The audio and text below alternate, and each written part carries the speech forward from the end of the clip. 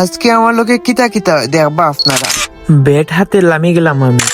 কান না মারিয়াও আউট হয়ে গেলাম আমি। তো গাইজ আমার পিছে একটা গড় দেখতে পারানি, ও গড় আমি আজকে তাকমু এনকি দেখাই মাফলাইন তোরে ই গড়ের সম্বন্ধে জানাই না।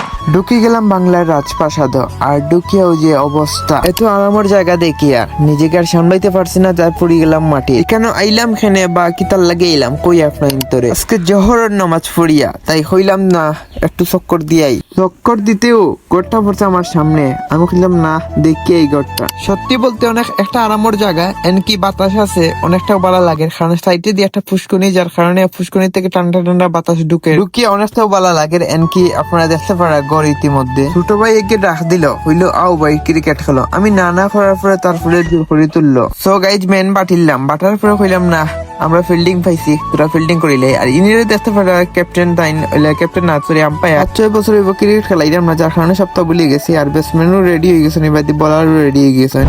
দেখতে পারা ইতিমধ্যে আপনারা আমার সামনে প্রত্যেকটা ক্রিকেটার এটা তারা থেকে বাইরে দেশ থেকে আনানো হয়েছে, যার কারণে ক্যামেরার দিকে তারা মুভমেন্ট। যাই হোক মজা আনন্দ করিয়া এই বাইরে আমি ব্যাটিং করে লাগি গেলাম। পয়লা বল যে আমার সামনে দিয়ে ফিসকে যাইব কি আমি ভাবতে পারছি না। সিলেটি ভাষা একটা কথা কয় না নি যে মার বাড়ি বাউন্ডারি নাইলে বকলা টাকলা লাগি যেতে পারে। নিউ 5 বছরের খেলা তুলছি, জানি না কি তৈব। যাই হোক প্রথম বল করার লগে আমি মারছি একটা শট, আর শট দিয়ে দেখো আমি রান লইলাম। এখন যেটা অপর্যন্ত আছে সবাই ভালো থাকবো, সুস্থ থাকবো, আসসালামু আলাইকুম।